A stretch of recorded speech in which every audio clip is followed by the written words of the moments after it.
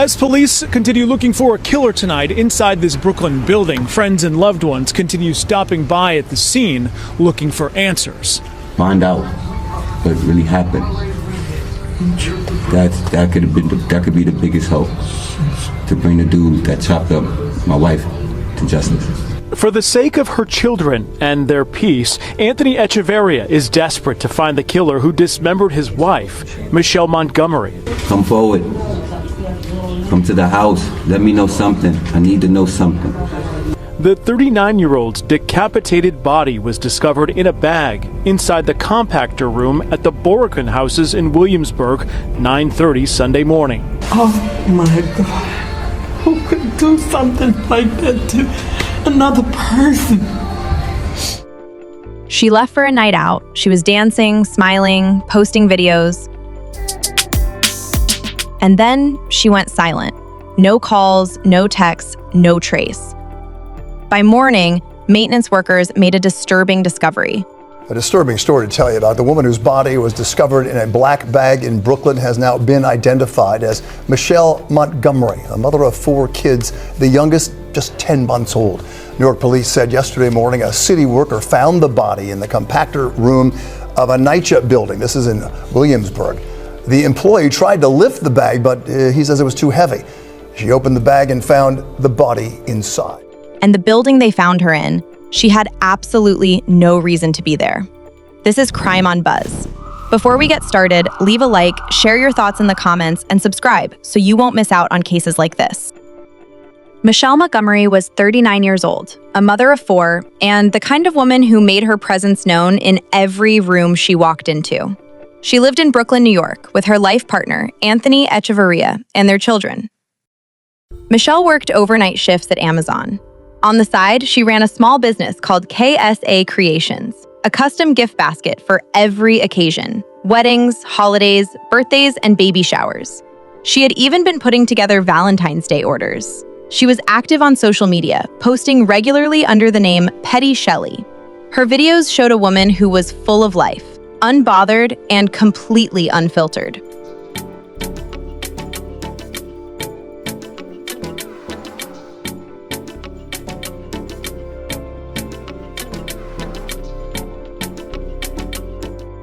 People who knew her said she didn't sugarcoat anything. She spoke her mind, called things as she saw them, and never had a problem standing in her truth. Good morning, y'all. Good morning, y'all.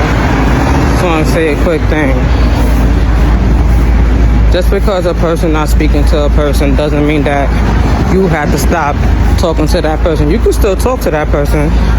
You can still be around that person. Just don't bring that person around other person that's not speaking to that person.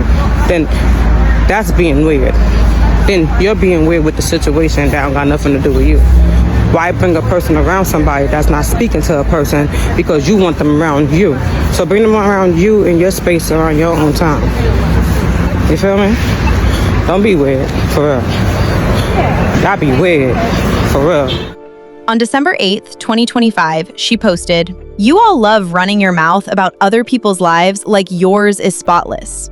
Always quick to spread rumors and tear folks down, but never tell the part you played or what you still got going on. Don't speak on nobody else's business when you ain't even cleaned up your own mess yet. Sweep around your own front door first." That was who Michelle was. No filter, no hesitation. Anthony described their relationship as solid. 2 people raising a family together, trusting each other, and giving each other space to breathe. When Michelle wanted to go out, he never questioned it. Michelle had no criminal history and wasn't wrapped up in anything complicated. She was a working mother, balancing a job, a business, and 4 kids. On the evening of January 31st, 2026, Michelle got dressed and headed out to meet up with friends. She left her apartment around 9:30 p.m. Anthony didn't know exactly who she was going out with that night, but he didn't think much of it. At some point during the night, Michelle ended up at Mama Taco on Flushing Avenue, a popular spot in Brooklyn where people went to eat, hang out, and have a good time. Just after midnight, she posted a video on Facebook. She was dancing, smiling, and looked like someone completely at ease, enjoying her night. That was the last post she ever made.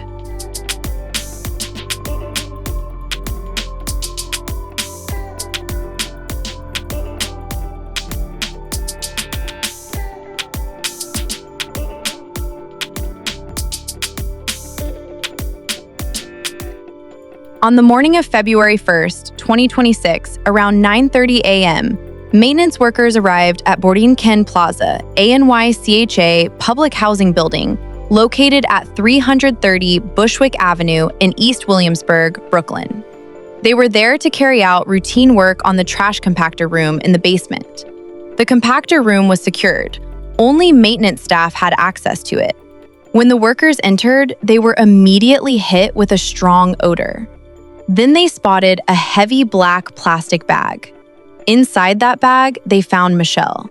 Police were called, investigators arrived, and what they were looking at raised unsettling questions. A disturbing story to tell you about. The woman whose body was discovered in a black bag in Brooklyn has now been identified as Michelle Montgomery, a mother of 4 kids, the youngest just 10 months old. New York police said yesterday morning a city worker found the body in the compactor room of a NYCHA building. This is in Williamsburg. The employee tried to lift the bag, but he says it was too heavy.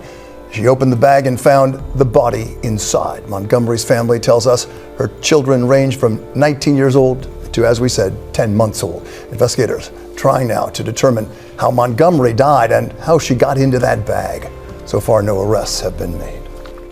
Michelle had absolutely no connection to that building. She didn't live there, didn't know anyone who lived there.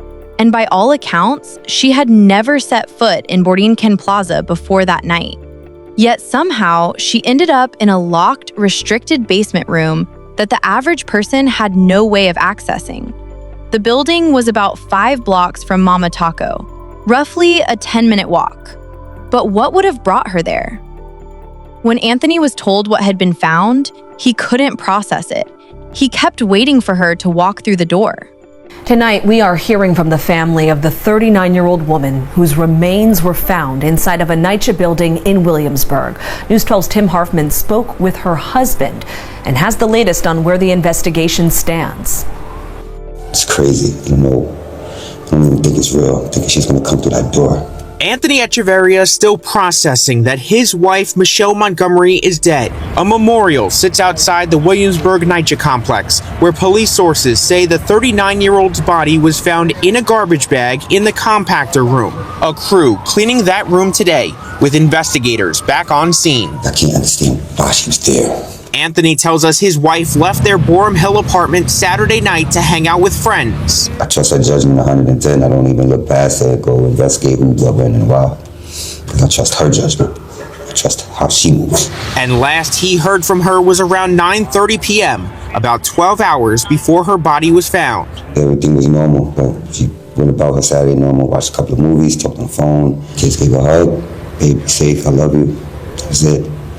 That was it. Anthony says Michelle made holiday gift bags for neighborhood children and was a great mother of 4, her youngest just 10 months old. You will get justice. I promise that. The medical examiner's office tells us they did an examination yesterday but have not yet released the official cause of death. Police say at this time no arrests have been made. In Williamsburg, Tim Harfman, News 12 Brooklyn. A memorial went up outside 330 Bushwick Avenue almost immediately, with candles, photos, and flowers.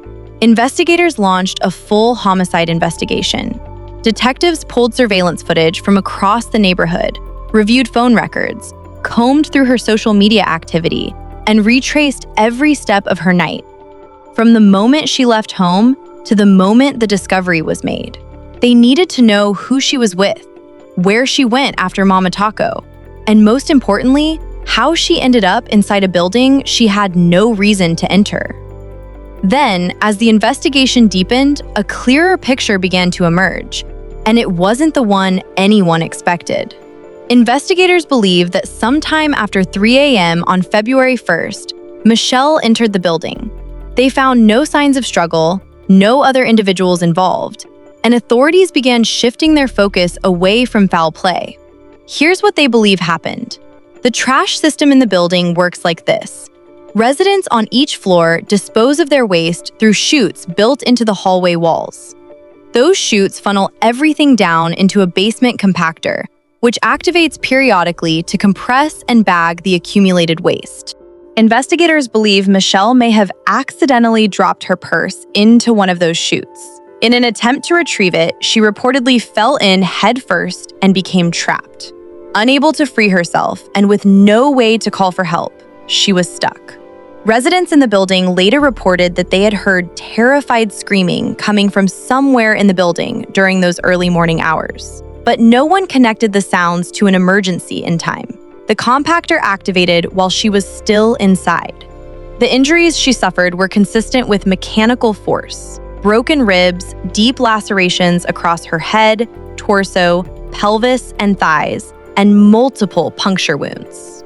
Early reports had suggested that the condition she was found in was far more disturbing, but NYPD later clarified that those initial reports did not reflect the final medical examiner findings.